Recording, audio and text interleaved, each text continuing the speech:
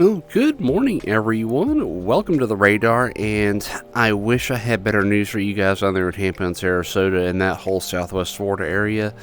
But truth is, anything you were working on late last night, early this morning, you should be wrapping it up at a minimum by the time you see this video, if it's before noon.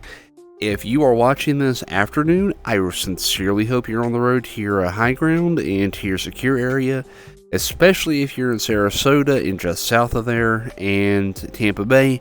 Even though it's hitting south of you currently, it can still wobble a little bit, but I would say the landfall is pretty well going to be between Tampa and Sarasota for certain at this point. We're talking probably hours until landfall, and you guys need to be in your safe spots at a minimum by probably around noon today. At the absolute latest, I would say be out at 3 o'clock. If you're not going all that far. If you got to go some distance, you might want to be on the road first thing in the as soon as you see this, as the traffic is gridlocked. A lot of hotels are being taken up north of the zone and south of the zone, and you're just going to be in for a rough time. Because, well, don't be close to the coast for this one. Just be completely honest with this. Let's get into the meat and potatoes.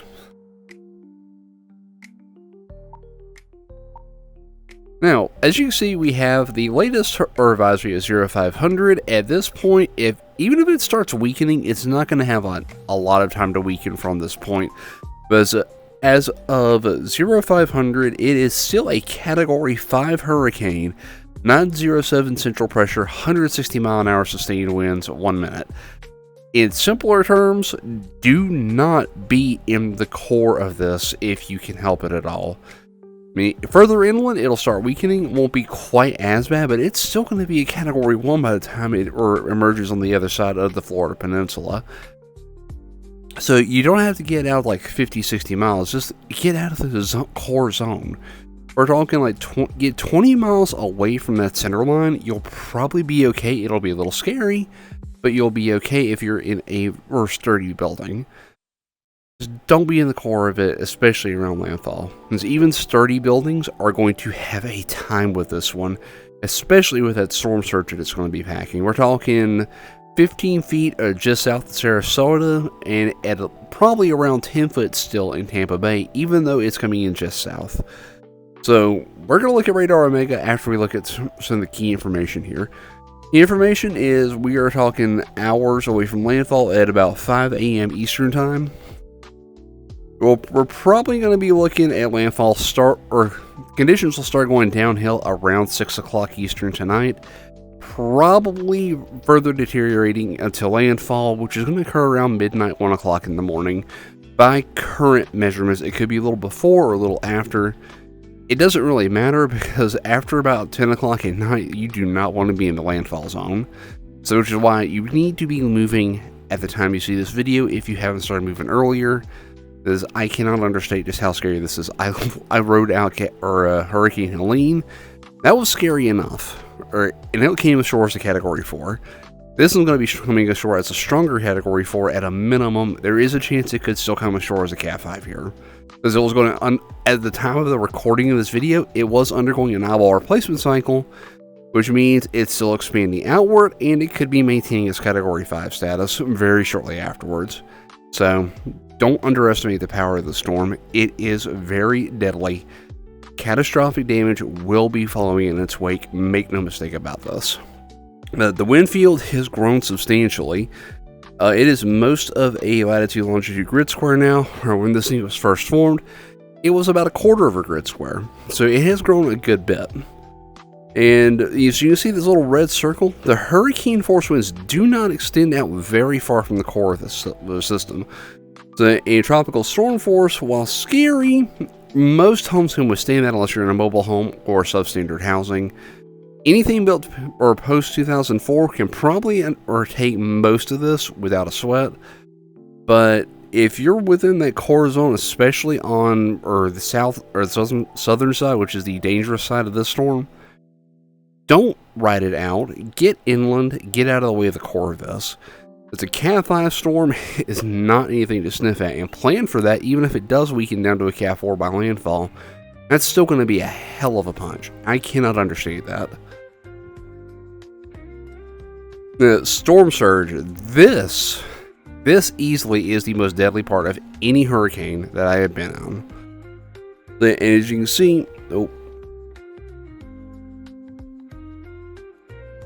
can see, even though it's coming ashore closer to Sarasota or just south of Tampa, Tampa Bay is still going to see around 10-foot storm surge. That is going to put a lot of things that are right on the waterline in this area completely underwater.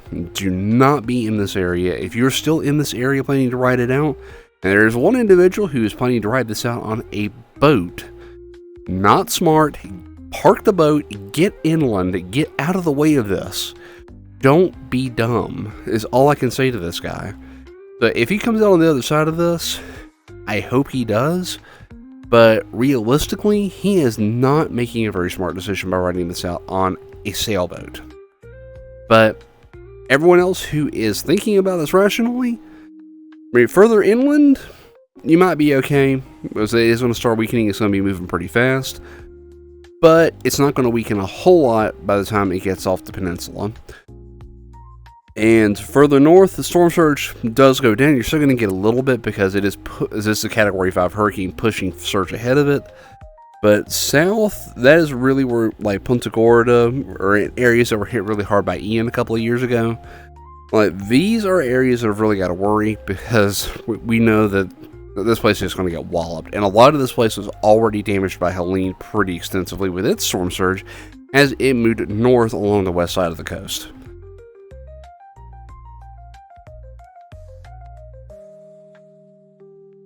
And now, estimated arrival of winds. This is what I'm basing, or my estimate off of, about when you should be in place and not moving a whole lot. And you should be in your spot to hunker down for the night. Is around 8 a.m. is about where the winds are at currently. But Wednesday 2 p.m. or Wednesday 2 p.m. the tropical storm force winds are going to start coming ashore reasonably, but most likely, say probably around 8 o'clock tonight is the absolute latest you should be or doing anything. Or I would be out before this point, to be honest. I would say by 6 o'clock, if you're evacuating, be well on the road by that point. And if you're hunkering down, be in place by 6 o'clock so you can get comfortable and get a place safe in your structure just in case. There's also a tornado threat this, granted not a high one because of the way it's coming in, but it's still a possibility. And then by probably Thursday afternoon, should be cleared out and ready to head back. But a lot can happen between now and then, and a lot of folks, you may not be able to head back Thursday. You may need to be waiting to Friday or possibly Saturday, depending on how hard your area specifically gets hit. Seek guidance from your local emergency or officials and your local guidance on when that will be. And a lot of folks will be able to go right home. It won't be a problem. But there's going to be also a very, very unlucky few that are really going to be struggling after this, just like a lot of people in Keaton, Deacle, Hagen's Cove, Steinhatchee, Cedar Key. They're struggling in the wake of Helene because of the storm surge. The same is going to be true for a lot of folks in communities around Sarasota and Naples. But now, enough about the official guidance. Let's look at the radar and satellites so you can see clearly what we are dealing with here. As you can see, if this was out in the middle of the ocean, I would say this hurricane is absolutely impressive and beautiful, but I'll be completely honest with you, knowing this is about to bowl over the Sarasota and Northport area, this is ugly as sin to me. I hate it with every fiber of my being. This will be the third direct hit to Florida this year, second major hurricane, probably the strongest of the year, and it's an October storm. This is not normal, but here we are. And I sincerely hope this does weaken as much as it can before landfall, but that's not going to do much to blunt the surge at this point. It's just going to minimize the wind threat a tiny bit, but the storm surge threat is still going to be Cat 5 surge, regardless of how strong the storm actually is at landfall. So at this point, the numbers start mattering. The number of lives it could affect does. So if you are still in these areas for some reason, Move inland fast. We're talking like, you don't even have to go 50, 60 miles, just 20 miles inland. To a friend's house or someone that's in a better structure, or if you're in a mobile home or something like that, will save your life. But you don't be on the coast. Don't be riding this stuff out on a boat like some people are. Be safe. That is the most important thing. You can rebuild homes. You can buy things over again. It'll suck, but if you're living, you can do it. You can't do any of this stuff if you're throwing your life away by being stupid. Let's be real and treat this very seriously. A lot of people are getting out yesterday. Props to them. I admit I hate the traffic, but I'd rather deal with the traffic and these people live than no traffic and them throw their lives away. I can't understate that. Let's see if we can get the radar view of a multi-site radar. Let's see if we can start. Oh yeah, we got a clear image on radar. This is probably going to be my thumbnail for this, is the radar image. But even though we had our frontal boundary protecting us in North Florida, we're still getting rain bands off this. As you can see, those are going to be coming through my area before long. But Orlando or Kissimmee or Tampa already, you're getting a lot of lashing from these outer bands. And these are feeder bands. These ain't part of the main host. But you can see a clearly defined eye on radar. The banding is very, very symmetrical, and from what we can see, our dry air might be starting to infiltrate on the western side, but that's not going to matter a whole bunch at this point. It's still going to pack a punch. It's not going to lose a whole lot of strength between now and landfall. It's a very dangerous situation. If you're not taking it seriously, I hope this is the wake-up call you need to get out of this area. By the time you see this tonight at around 6 o'clock, you probably are going to be at a raise within margin of time. Your clock is ticking right now by the time you're watching this, if it's somewhere in the middle of the day. But please, everyone, be safe in this.